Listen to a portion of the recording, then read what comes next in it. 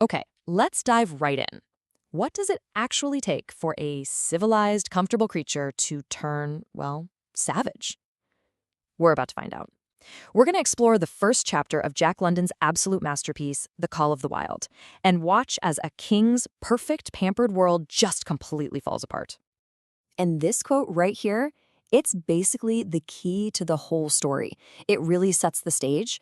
It's this idea that, deep down, beneath all the layers of civilization, there's this wild, ancient ancestor just sleeping.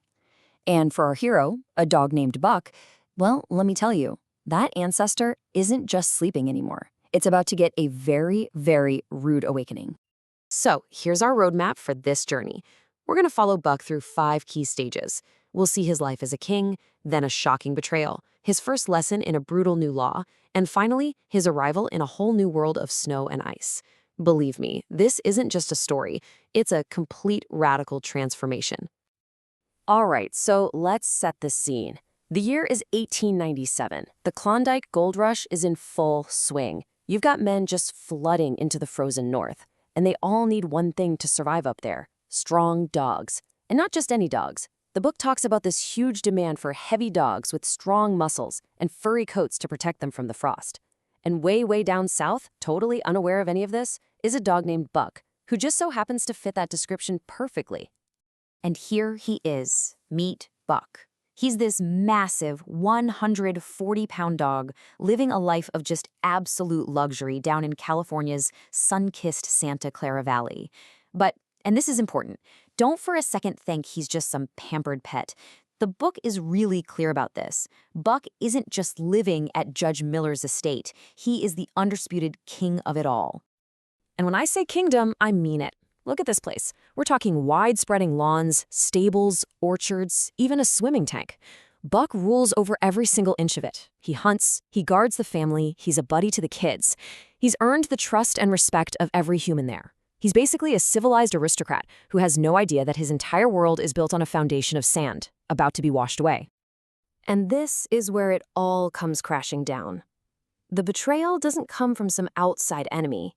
Nope, it comes from inside the kingdom itself. A guy named Manuel, a gardener's helper, he's got a gambling problem, a bad one. And to pay off his debts, he makes a choice that will change everything. For just $100, he leads the trusting king away from home, on what Buck just thinks is a normal evening walk. I mean, just look at how fast his world collapses. It's dizzying. One night, he's a king, sleeping by the fire. The next, he's being choked by a rope, thrown into a dark baggage car, and passed from one cruel stranger to another. The fall is just so swift and so brutal. In a matter of days, this monarch goes from royalty to a caged animal. The contrast is just absolute. Look at this. His old world of sun-kissed valleys and trust is replaced by a cage-like crate and tormentors. Everything he ever knew, comfort, respect, kindness, it's all gone. And after 2 days trapped in that crate, with no food or water, the book says he's metamorphosed into a raging fiend. Wow, the civilized dog from California, he's gone, forever. So his journey ends, for now, in this high-walled backyard in Seattle. And this is where he meets his next tormentor, this big guy in a red sweater.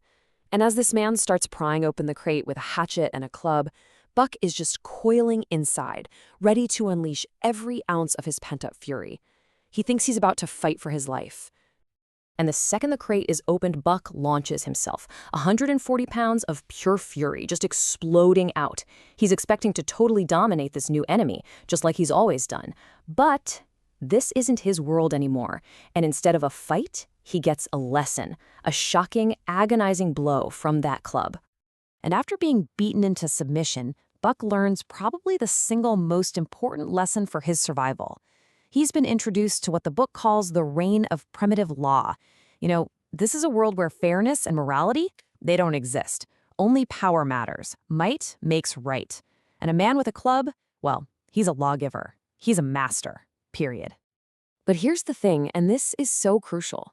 He was beaten and he knew it, but he was not broken. That's the key. While his body is battered, his spirit isn't crushed. In fact, instead of breaking him, the whole experience awakens something that was dormant inside him, his latent cunning. He learns to obey the club, sure, but he never grovels. He never truly submits his will. The civilized king is gone, and a much more primitive survivor is starting to take his place. Okay, so his brutal education is over. He's sold again.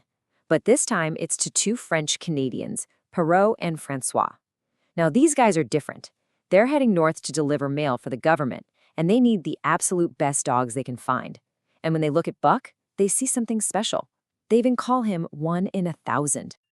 So Buck is led onto this ship, the Narwhal, and you can just picture him standing on the deck, watching Seattle get smaller and smaller. He's not just leaving a city, he's leaving his entire former world behind. And as the ship travels north, the air gets colder and colder, a perfect symbol for his final departure from civilization and his entry into the primitive world. Finally, the ship stops. Francois leads him on deck, and Buck takes his first step into this new world. His paws just sink into this strange, white, mushy stuff. He sniffs it, then he licks it. The book says it bites his tongue like fire, and then it's just gone. This is the first time he's ever seen snow, and while the humans on board are all laughing at his confusion, it's this incredibly powerful moment. It shows just how completely out of place he is. A creature born in the sun, now stranded in a world of ice. So he's lost his home, his identity, his freedom, everything. The king from the Sunny Valley is gone. The trusted companion is gone. What happens now? What happens when the only thing left to do is to answer that ancient call, the call of the wild?